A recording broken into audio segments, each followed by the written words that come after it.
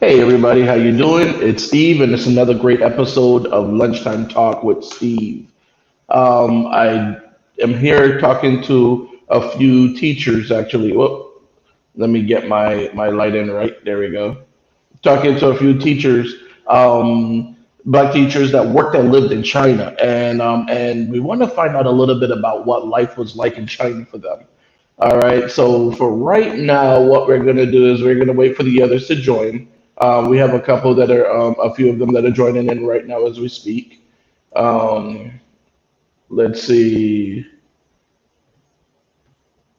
All right, perfect. Yeah, they're joining in as we speak. That's great. That's awesome. And while we're waiting for them, let's go ahead and run through the intro and a couple of commercials, and we'll be right back to talk to these teachers. All right, let's get that going.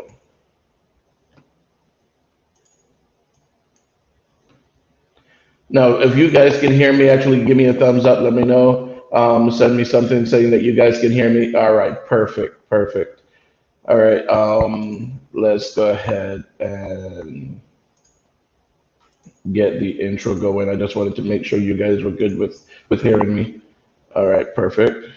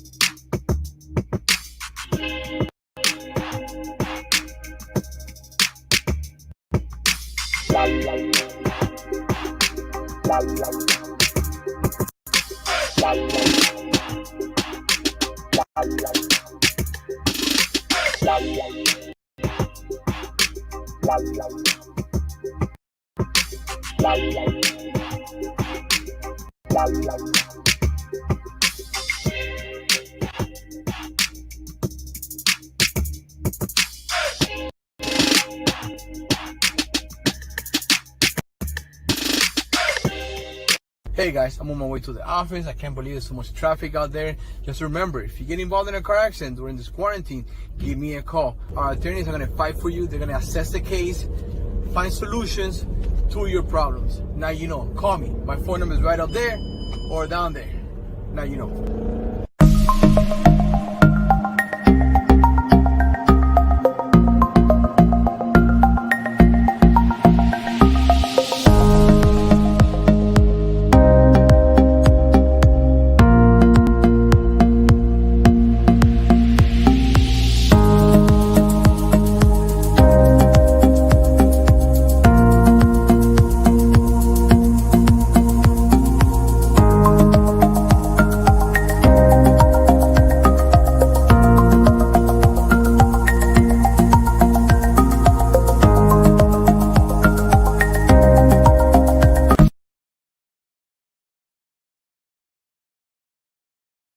I'm still muted. There we go.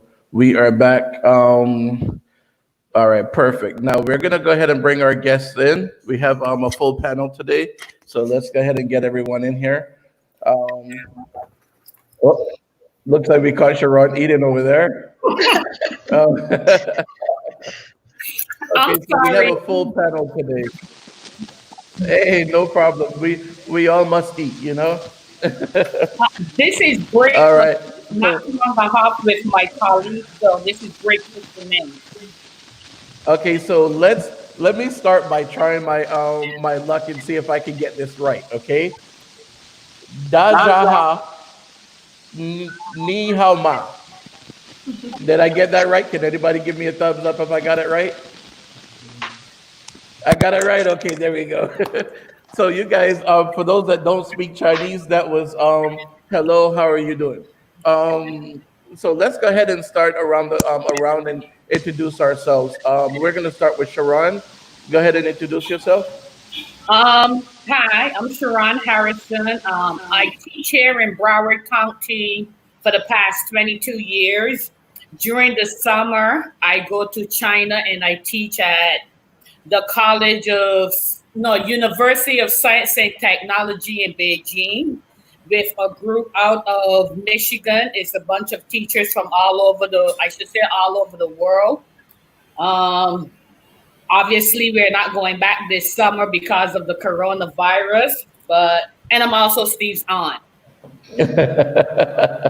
Okay, so next we have, and I hope I'm pronouncing the names correct, but is this Trishelle?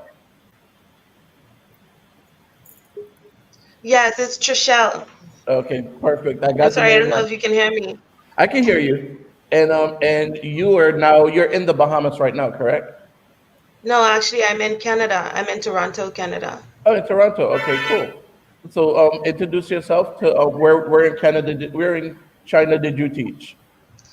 Okay, my name is Trishelle Cooper. I lived in China for 2 years. My first year, I taught at Shandong University of Technology in Zibwa, uh, Shandong. And my second year, I taught um, in Beijing, in Yuzhuang, Beijing. Okay, and then we're gonna go to Terrace. Hey, Terrace, how are you? Hi, how you doing? Harris King. I'm a kindergarten teacher. I teach at Shanghai American School, and I'm based here in the States at the moment because of the pandemic. I'm here in Baltimore, Maryland, and I've been here for the last 3 months or so now. So thanks for having me. All right. And then next we're going to Tracia. Is it Tracia or Trisha? So it's Tricia. Tricia. Okay, there we Yes. go. All right. Introduce Yes. yourself. Okay, hello everyone, and nice to meet all of you. My name is Tricia Bethel, and I'm from the Spice Island, Grenada, in the Caribbean. And I've been a teacher in China for the past 3 years. I've started off as a student there. I studied bachelor's, master's for a total of 6 years, and then I moved back to China later on to teach. All right. And then we have Tony. Tony, how are you? Can you hear me? Hey, Tony, can you hear me? We're having an issue with Tony. I don't know if she can hear me. I can't hear. We can't hear her though. I'll text her and let her know we can get her to join in a little bit. All right. So go. So let's start with some of the differences that you see in China as opposed to here in the United States. Um, what are some of the things that you wish you could bring here? Some of the things that when you're back in your country you miss. Let's start with some of those. Sharon, we'll start with you. Okay. Believe it or not, last year when I was there, one of the classrooms I was in, I was actually impressed with the technology in the room. At the podium, I had my computer, but it was displayed behind me. So everything I typed in front of me was being displayed behind me. But the novel part of it was if you were sitting facing east, there was a computer for those of you that were facing east. If you're facing west, there's one for you west, and so forth, north and south. So I was really quite impressed that the way the room is set up, no matter which direction you're in, there is a monitor that you can actually see, everything that's being projected. Um, Definitely the passion that these students have for learning. I really truly wish I could recreate it right here in Broward County. So is that standard? Did you guys all find that you had the same technology in your schools in different areas? Terrace, what do you say?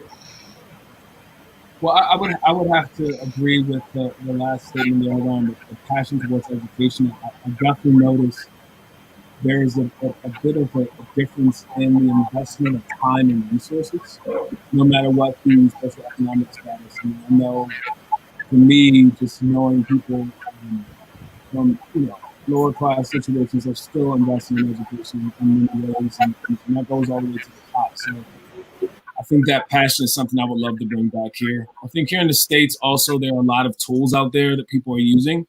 A lot of those the tech tools that they're using in China, I feel like they come from here. But the inequities, there's a lot of inequities, as there are in other countries, around who has an opportunity to engage with those tools. So Inequities where? In China or here in the US? here in the States, I think worldwide, but I'm just pointing that out. As something, especially for me, being at a school like Shanghai American School, we had all the tools, all the gadgets, and you kind of just see a definite inequity when it comes to who gets an opportunity to engage with technology in certain ways. All right. And Trishelle, you're in China, you're in Canada. Tell us a little bit about what was different when you came back to Canada than what you were used to in China. Can you hear me? Are you there? All right, let's go to Tricia. And you could go ahead and tell us about what was different when you came back to Grenada as opposed to when you were in China. So, lots of things are different if I were to compare China and Grenada. Educational wise, in China, as we all know, China is very advanced in technology, among other things. And as a teacher in the classroom, students are all exposed to having a personal tablet, personal computers, and we usually use a projector in order to teach the lessons. So our lessons are all based on PowerPoint presentations. So if I were to say I miss that, definitely, I am now doing like virtual remote teaching. So I'm not teaching in my country at the moment, but definitely that's something I would like to see in my country. All right, and I think we might have is Trishelle back with us? Yes, I'm here. Okay, perfect. So, what do you see? What would you like to bring back here to you're in Canada right now? What do you see as the difference between China and Canada? What would you like to bring back to Canada that you had in your classroom or in China? Well, actually, I haven't taught in Canada. I've only taught in China and in the Bahamas. If I could answer the question as it relates to the Bahamas, that would be better. Sure, go ahead. Okay, so like some of the other teachers said, the technology that they have available for us to use in the classroom in China is really advanced. In my school that I taught at in the Bahamas before I left, we were trying Uh-oh, looks like we're breaking up again, like we're losing her. I think we're losing you. All right, let's go ahead and go on to another question, and we'll come back to. Are you there? Can you hear me now? Yes. Okay, I'm perfect. sorry, I don't know what's going on with the connection today. I don't know. It's bad weather here too. We had some storms come through earlier, but go ahead. What would you bring back to the Bahamas if you could? Yeah, sorry. I started to say that at the school that I taught at before I left for China, we tried to bring some of those things into the classroom as far as projectors were concerned, as far as using things like Google Classroom and some other tools, but we weren't really well versed in those things. The teachers were basically left to their own devices and left to learn these things on their own. We tried to even bring in the school tried to bring in some computers and tablets for the students to use. But again, we just didn't have the necessary resources to make it available to everyone. So technology is something that I would really, really like to um, see improve in my country. And another thing would be the passion for learning. I feel the students in China, they have a different perspective when it comes to what they should be learning and what they should be doing when they get to the classroom. The students are at home. Um, there are some that take a real interest in their education, and their parents have to play a major role. Um, in their learning to see that happen. But there are many students that get left behind just because there isn't enough time spent with them at home. There's enough energy being put into um, uh, them after they leave home and leave the teachers. Well, and that brings me to something else too that I wanted to ask all of you. You all mentioned the passion for learning. Do we find that that's something that the school board system or the education system in do we find that that's something that the education system in China is promoting, or do we find that it's the parents that's promoting it because they want to make sure that the children get to another level in life? Wait, before we start, hold on, before you guys answer that, I think we might have Tony here with us finally. There you go, Tony. It's about to storm here, so it's like Wi-Fi is horrible. Yeah, I can imagine. I can imagine. Go ahead and introduce yourself to the group. Okay, my name is Tony. I am originally from Jamaica. I grew up in Florida, and I moved to North Carolina, and I taught marketing, high school marketing, grades 9 through 12. And then I moved to Shanghai to do 1 year there, and I didn't like it as much and moved to a smaller city called Jiashan. So I taught in China for 2 years, and now I'm back in Florida. All right, and the question I was asking before to the rest of the group was, what would you bring back to Florida, or to the states that you got a lot of in China? A lot of people were saying the technology. Do you find that that was the case? The technology is better. Absolutely. I enjoy the technology and transportation, to believe it or not. I live in Florida now. You absolutely need a car. Hmm. Not driving for 2 years, I kind of didn't miss not having a car, just Hmm. the, the convenience of the metro. It took a while to get used to, but even, taking a DD, which is their version of Uber, Hmm. um, I loved it, and it's Now, affordable.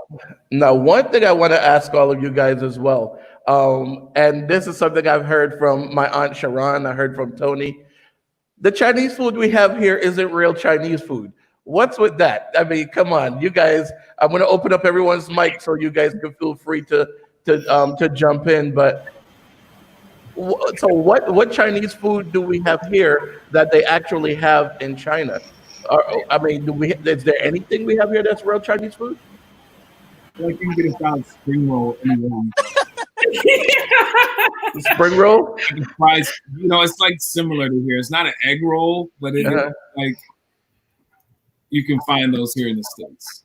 But other than that, like I mean, like pork fried rice and egg foo young and all kind of stuff. Is that? Fried rice is there too, right? I mean, I feel like the rice is there. Uh, so Um, I what won't do eat they ever again in America. Let's just say that. what do they have in what kind of food do they have in China that we don't have here? I think I don't know about what's going on like with the Chinese restaurants in America right now, but since I've been in Canada, believe it or not, I've been having a real craving for some authentic Chinese food. And I found some restaurants that have things like braised pork. They have and most of the dishes come with eggs in them or like a whole braised egg. I don't necessarily eat the egg, but it just gives me comfort to see it in the bowl when I'm eating my food. And I eat with the chopsticks too, as if I mean, I don't know, just maybe I miss China a little bit too much. Yeah, I love chopsticks too. As a matter of fact, Sharon brought me back some chopsticks when she was in China before. See, But huh? for me, it was kind of a challenge because I do not eat pork. So I had to be very conscious when we went to the restaurants and stuff to make sure that I wasn't getting anything with pork in it.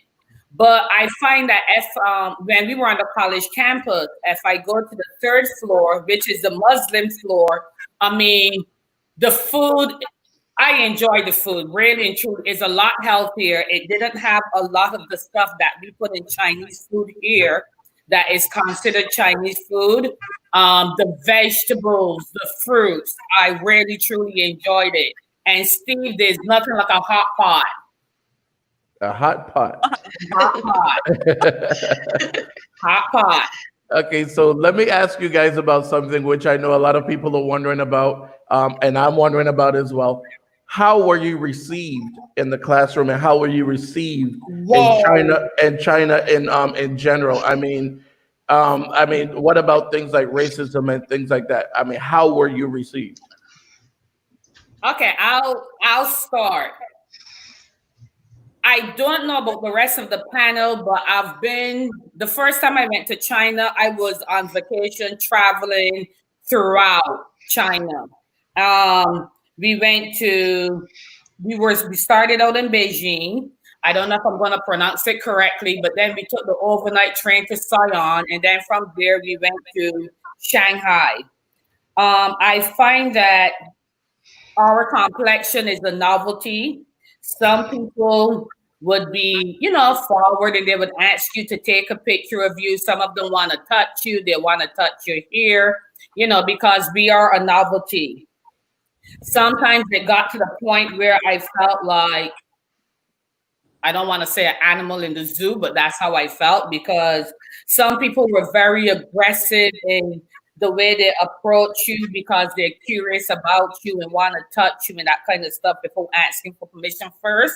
My impression is that Chinese do not believe in personal space when you're on the train, when you're on the bus, they're in my opinion, they're in your space.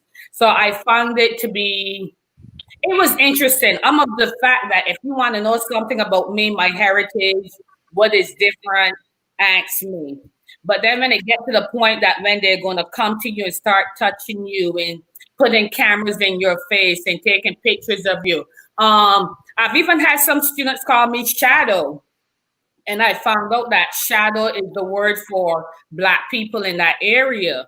So it was kind of interesting, they come putting the camera in your face and doing shadow, shadow, shadow. But I would go back tomorrow. Mhm. All right. So, what I see, Tony was shaking her head a couple of times over there. What did you say, Tony? I can agree with majority of that. As far as being received in the classroom, was never an issue. I taught university, which is a little bit different. Students come from all over, so some of them have been exposed to foreigners. But as far as being your teacher, absolute respect, the Oh, utmost please respect.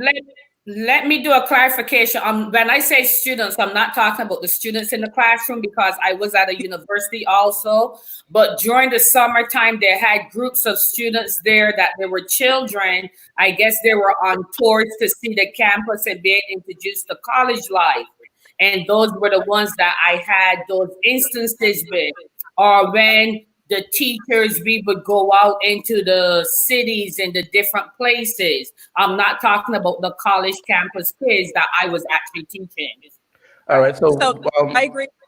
I agree with that. So when I went to a smaller city, when I was in Jiaxing, totally different. There are days when I would not leave my house because I didn't feel my best. I knew I was going to be, I've been followed in the grocery store, taking photos, walking behind I've literally caused a car accident and a bike accident because people were staring at me in this small town and crashed their vehicle and Is crashed it into that they the never see black people in this town, or? right. You, Are you- you really, truly don't see a lot of us there. That was my experience. Wow. And especially when you go to the small cities, I mean, and they're very blatant about staring at you and pointing at you, and you know. So let me go to Terrace up there because he's sitting in his king chair. I see him, Terrace King in his king's chair, the royal chair right there. I see the gold studs on the chair, the No, leather. I'm just saying, only quiet space in my home, but I want to be just like you when I grow up. I think for me, it was the same thing. Definitely felt like a novelty. Uh-huh. I taught kindergarten, and I feel like the parents and the students were so dedicated, so respectful, so gracious. I had a great experience with the families and working with them. They're so dedicated. I was there for 4.5 years. I'm back in the States for good now.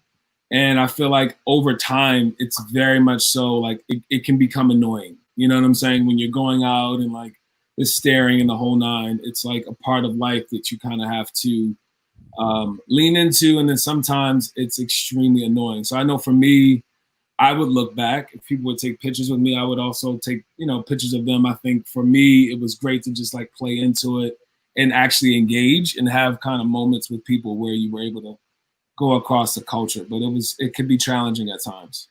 All right, and I see Tracy down there. She's quiet, very quiet. Go ahead. What was your experience like? Okay, so I've actually lived in China for a total of 10 years.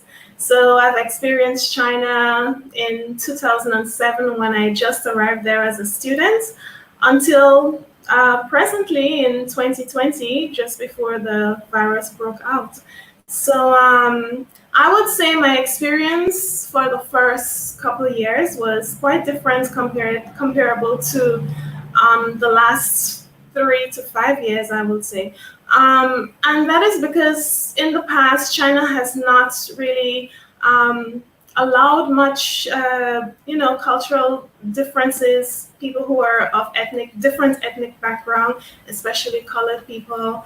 That has only started with the opening of China's opening policy towards the world, allowing developing countries to have good relationship with China, and therefore allowing lots of colored people in Africa, in the Caribbean, the US, wherever, as well as other ethnicities to travel to China, experience China, whether it's short term, long term, to be students. So during that time, I would say that the people were quite fascinated with our look and where we were from. So that's the staring is as a result of their curiosity.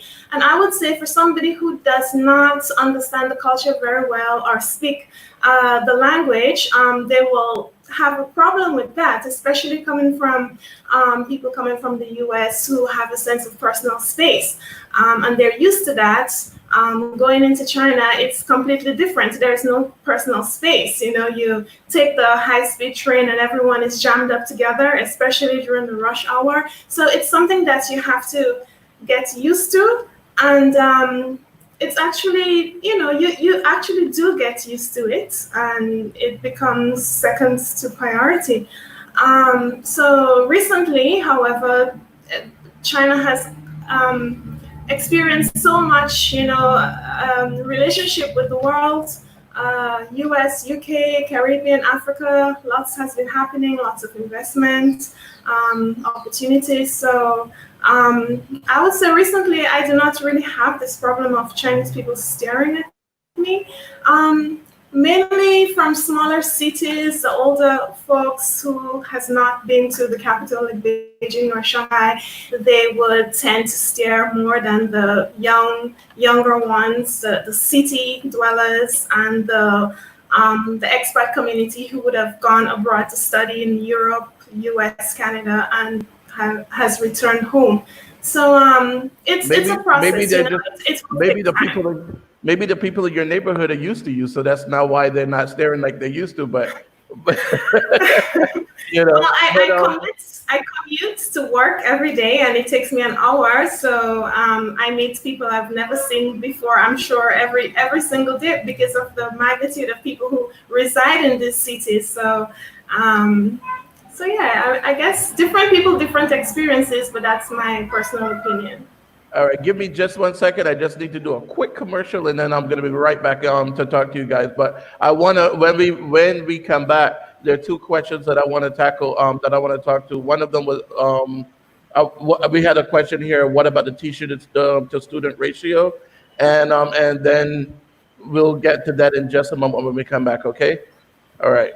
Hey guys, I'm on my way to the office. I can't believe there's so much traffic out there. Just remember, if you get involved in a car accident during this quarantine, give me a call. Our attorneys are going to fight for you. They're going to assess the case, find solutions to your problems. Now you know. Call me. My phone number is right up there or down there.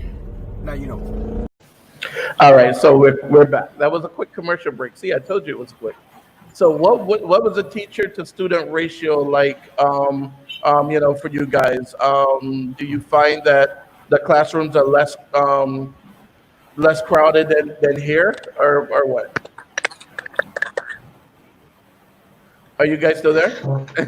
Yes, I'm. All right, let's start with Trishella. We'll go around the So screen. for me, in my classroom, when I first started, Trishelle.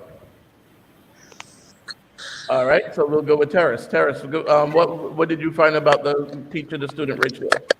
So for us, it was a 1 to 7 ratio, one teacher for every 7 students.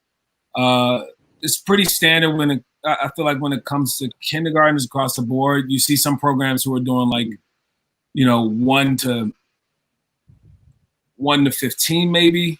I've been in programs in the States here where it's 1 to 5. So I think it's pretty standard. But at kindergarten, you definitely need those levels to kind of match up. I also feel like in a lot of places, the kindergarten programs, like they're really big on like having the smaller groups, and they're pretty dedicated to that. From what I've seen in the early childhood space. All right, and so the colleges. So let's go to Tony. Tony, what did you find? Because you taught in a college, and here we can see, where you have lecture halls that have, 200-300 people. Do you find that it's a smaller ratio, or was it about the same? Definitely not the same. Our ratio range from one to, let's see, the max I've had is 36. So, Wow. and the minimum I've had was probably 12 or 14. So, I've never had more than 36. That's about the average for college. And this is the question I'm going to ask to everyone. So I'm going to bring everyone back in here. What about the cost of education? Do you guys find that it's less expensive there than here, or what? Let's start with. Go ahead, Trishelle. um, I don't think that the cost of at least I have to speak based on what I know about the Bahamas and not about the U.S. The cost of education there is much more expensive, especially I have a daughter. My daughter is with me in China, and the school. Um, yeah, I'm sorry. I didn't hear you. Go ahead. Can you hear me? Yeah, the school that she attends, the school that I work at, um, the the tuition is really high. Um, and even though for me it's a blessing that I work at this school and that the tuition is subsidized, I only have to pay certain things for her to attend the school. So it's not nearly as much as it would cost the average person sending their child to the school. At home, it depends on the neighborhood that you live in and the school that your child is able to attend. But I still don't see the cost of education at home as comparable to what the cost is from the schools that I've seen in China. So like, let's say compared to the amount of money that you make, because here, for example, you might have a person that makes $2,000 a month, $3,000 a month, but daycare is going to run you about $600-700, actually probably more than that.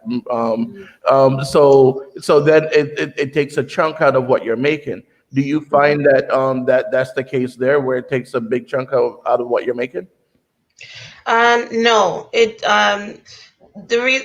does take it does take up a good size or amount of money from your paycheck, but it's not unbearable. At home, the amount of money that comes out of your paycheck, it really puts a strain on everything because the cost of living is a lot higher. So you feel it a lot differently than you'd feel it in China, where, especially for a teacher, where they pay for certain things to help you with the cost of education. They pay for a certain amount of your living expenses. The food and transportation is a lot cheaper. So you won't feel it as much as you would feel it living at home. All right, and Tony, when you were there, your daughter was very young, so you paid daycare and different things too, right? No. My daughter came her 11th grade year, 10th grade year. Oh, okay, So excellent. I did not put her in school in China. See, for us, it's different. She was in a very good school here that doesn't cost me anything. So Ah. there's no way. There's a big difference with going there and putting your child in an international school versus, she didn't qualify to attend those free schools because she wasn't Chinese. So, or she didn't speak Chinese at the time. So for us, it was, okay, I'm just going to keep her, in the Florida virtual program and homeschool her. And that's what I did. And I knew that the plan was to return to the United States. So it was better for her to obtain a U.S. high school diploma. So for us, as far as cost wise, there's no way that I will take a chunk of my salary to pay for her to get an education at international school just to say she went to an international school. So, that will take a chunk of your salary for us on my end, because I did take a pay cut. There's a difference. A lot of people go there and are making way more. I took a pay cut because I was a licensed teacher, but I chose not to go into that field when I got to China. So as far as teaching in an international school where you can make tons of money, and I chose that route, not that route, because I wasn't there for the money. Actually, I was there for the experience. So I wasn't going to spend a little that I was making on education. All right. All right, and that makes sense. That makes sense. Now I'm gonna bring the next point on that someone brought up. And you guys feel free to join in. Is someone typing? Is someone typing? I think someone's typing. Because I can hear the clicking noise. But anyhow, so what about it? What about where they were We're saying? teachers. We don't follow instructions. I see that. That's why I have to mute you guys. We're worse than the students. I know, right? All right. I'm starting to see that. I'm gonna have to start. I have to start handing out demerits to you guys. All right. So what about where we were seeing that they were throwing the Africans out of their houses and hotels and things like that? You guys are saying that we are a novelty. Is that a good thing or a bad thing? Is that Sharon that's typing? No, it's not. Okay. All right. So what do you guys Me. so what do you guys say about that? I mean, is it what we were saying what we were seeing in the news? Is that just a small part of China, or is that like something that's widespread in China? Me personally, I have no knowledge about that. And what about you, Mr. King? I feel like there's discrimination around the world, no matter where you go. I've kind of gone through some things that might have been microaggressions and things of that nature. I had an amazing experience in Shanghai, but I know of people who have had things happen to them that was discriminatory. So, you hear about it. I feel like a lot of times the way it's handled, again, not comparing it to the U.S., but I feel like everybody there felt pretty safe and secure for the most part. That's what I loved about living there. So You mostly hear about that I'm sorry to cut you off, Terrace, No, but it's down fine. in the south, like in Guangzhou, No, that's it's where a good lot of point. it was taking place. Good point. My friend that's currently there, that he's been there 20 years and he's saying he's never seen anything like it before. So it was a true experience, and because of that he's realizing that he needs to leave, and so he's leaving this year. But it was definitely taking place, and it's definitely mostly, unfortunately, towards the African community, no matter what country they're from. I will say they are for a fact discriminated against the most there. You know, if you go out with Africa, someone from, you know, another country, Ghana, Kenya, there is a difference with the way that you're treated, you know, as far as status where you're from. So I have seen it firsthand happen where, you know, I've seen my African colleagues get less pay, number one, definitely less pay, and, you know, lesser treatment because of where they're from. Okay. What's the difference in the lifestyle there? What do you guys find? I don't know. It's like here, for example, we work to pay bills. Is that the same there? I mean, Steve, uh-huh. sorry to interrupt, but before we continue, I just want to give my opinion about this recent incident with the Africans. Go ahead. Yeah. Yes. Okay, so basically, how everything started was with I read a news release on China Daily where it was claimed that an African who was being treated at the hospital for COVID-19, he attacked the nurse. So there were pictures of the nurse having like bites on her neck, and it shows that she was physically, attacked by this African patient. So this was the start of that incident. So it's not like the incident just happened because of the situation in China. I'm trying to think of it from the perspective of being sympathetic. I can understand that if a country has just been through a pandemic that has caused so many deaths, up to 4,600, and probably more deaths because we still do not know about the exact numbers. I can understand the drastic measures, or should I say draconian measures, as the world has claimed, China's approach towards the situation. So if you have an incident like this breaking out in the hospital, I can also understand why China would want to take such a drastic measures as well towards Africans. However, they've apologized. They've delivered roses to them, and I think it is not their intention because China has been very kind to developing countries, has been kind to Africa. I don't know if there's alternative motives. The world is trying to find out what is China's motives. But I think at the same time, China has done a lot to help us, to educate us, and we should bear that in mind. Well, let me ask you a Steve, I'm question then. sorry, I have Wait, to wait. disagree. Let me wait. Quick question before you go and you interject, Michelle.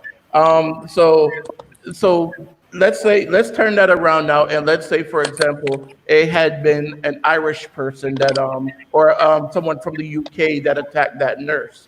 Would they throw every European out of the hotel, and would they discriminate against Europeans? Okay, Or that's a or good even question. or even wait a minute, or even let's flip that around again. And when the COVID-19 first started here in the United States, and our president was blaming China, people were discriminating against Chinese. They didn't want Chinese food. They didn't want to go anywhere. They saw a Chinese person and they were running. Does that make that okay?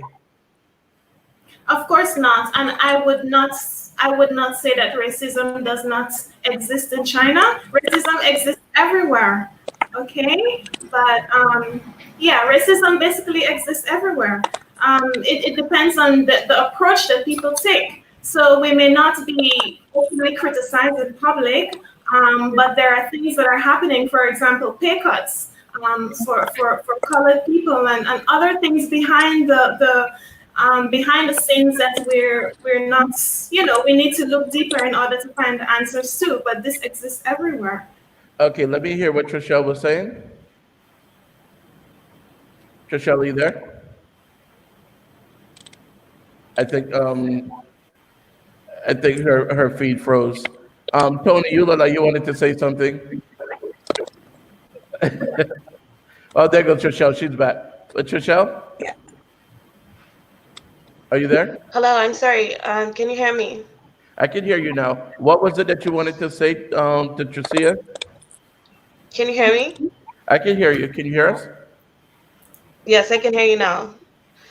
So I didn't hear the last part of what she was saying, but I have to disagree with feeling sympathetic towards the Chinese for their actions and their reactions towards the African people in that situation. First of all, that story was not even confirmed to be true. It was a rumor. Second of all, even and like you pointed out before you allow me to speak, they if this had been someone of another racial of another race, they would not have reacted in that way. I myself, in Beijing, I don't experience racism, overt racism on a daily basis. I have a good relationship with my peers, and both Chinese, African, other Caribbean people, African Americans, so on and so forth. I have that good relationship with them in Beijing. But the year that I moved there in Zipwa, I didn't necessarily have that. Not all Chinese people are bad. Not all Chinese people were being racist towards me. But when we got there, there are people, just as the people expressed before, pulling at my hair, pulling at my daughter's hair, rubbing off her skin. There was a teacher that asked me if my daughter, that told my daughter that she couldn't bring scissors to school because she was scared that my daughter's going to stab someone with it. Um, there were there were instances where my colleagues spoke down to me because I was Black. There are instances that I see my other colleagues who are African, from Ghana, from Nigeria, from the West African countries, from South Africa, that are discriminated against on a regular basis, just because they carry an African passport. And myself, even because even though my passport is a blue passport and I come from the Bahamas, to them, if you're not an African American, if you're not an American, then you're all African. So my experiences are completely different from that in that regard. And I feel like there's no apology that can be made for what they did. I agree. I agree. That will make I it agree with better. you. And Tony, Sorry to interrupt. no I do problem.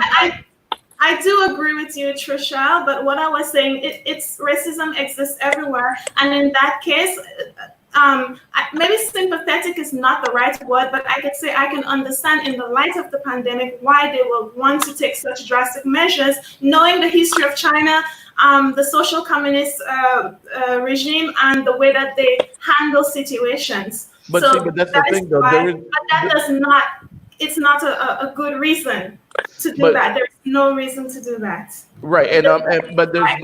there's no way to even understand why these things existed. I'm talking too loud. Hold on, I gotta take the headphone off. Sorry about that. But to me, there's no reason to even understand why the situation happened, because again, if the situation had happened with a different group, if they were white people from Europe or from wherever, I can guarantee you 100% that that would not have gone the same way. So it's not that the Chinese were upset that someone attacked a nurse. Is that they were upset at the person or the race of the person who attacked that nurse. Because again, we see the same thing here in the United States. We always see the killing of unarmed black men. We always see these different things, but we don't see the killing of unarmed white men. We don't even see the killing of armed white men. So you can have a white man with an AR-15 rifle going down the street, and the cop is still going to find a way not to kill him. They're gonna talk him down. They're gonna bring negotiators. They may shoot him in the leg, shoot him in the arm, but they're not shooting him in the head or killing him. So to say that they would have done it either way, they wouldn't have. And me personally, and this is just my thought, to have any any little bit of understanding as to why it happened, I can't have any understanding as to why it happened. You guys are all entitled to your opinion, and I can't say that you guys are wrong for your opinion, but for me personally, no. Because when we were doing it here to when people were doing it here to the Chinese, oh, I'm not gonna eat Chinese food, you're gonna get coronavirus from Chinese food. I'm like, come on, that's stupid, that's dumb. there's no reason to even think that way. People were not even going into Chinese restaurants or anywhere with Chinese because they were scared of getting the coronavirus. I'm like, that's dumb. That's stupid. So racism is But Steve, can I make a comment? uh-huh. Can I make a comment? Sure, go ahead. Okay, even before this pandemic, I've had the opportunity to speak to some of the African.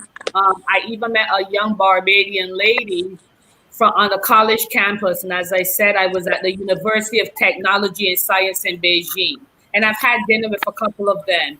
And the way the African students say that they're treated, they're not allowed to get jobs like some of the other international students can get jobs.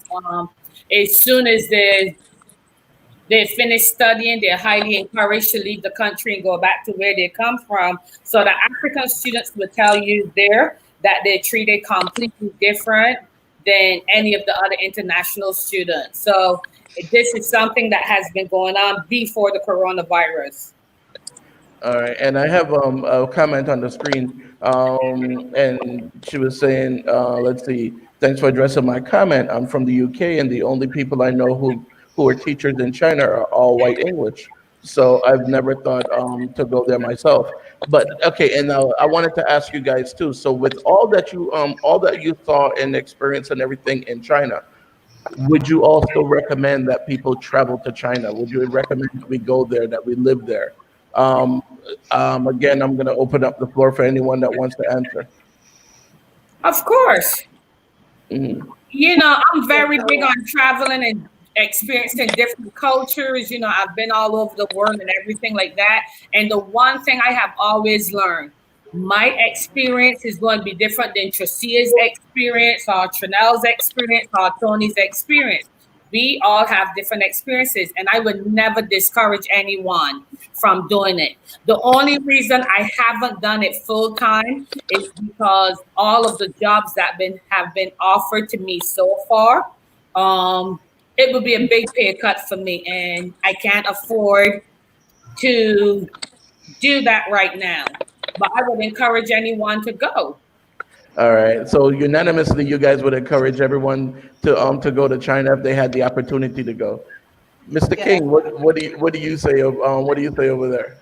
Well, yeah, for sure, and I think also, China is about to be a world power, and what is a world power right now? I'm sorry, and economically, it just makes sense for any culture to align with how things are going. I think the states have represented that place that people come to elevate themselves economically for a long time now, and I think China is a new place where you can find a way in.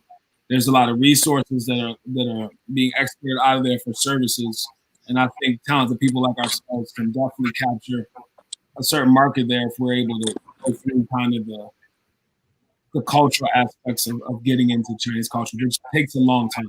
So All right. Now, how hard is it for a non-Chinese person to start a business or even to do business in China? I mean, like if any of my viewers wanted to go over to China and buy products and bring back to their respective countries or whatever, how hard is it for them to actually get involved and start doing those things? Any one of you, if you might know the answer.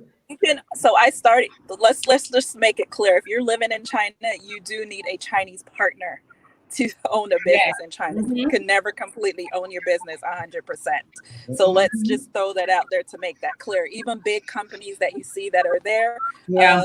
Chinese national owns a percentage of that Yeah, company. that is true. So Mm. you can't that is just go true. there and split out 100% yours. That's not going to happen. But as far as going there and buying products and returning home, depends on the country. Again, it can be it's easy to purchase and make those connections. It's a matter of exporting it. Depends on where it's going, trying to get it out of the country. Now, one more thing I was asking you guys before. I think I spoke to Tony and Sharon about this before. So you don't get West Indian food there. I mean, you don't have like a Jamaican restaurant or a Bajan restaurant. Can you get roti over there? I mean, I don't know. Actually, I was I think it was Old Beijing. I think it was Old Beijing. And We actually came across they were playing reggae music. It was like a lounge type area, but it wasn't Jamaican food. It was Chinese food.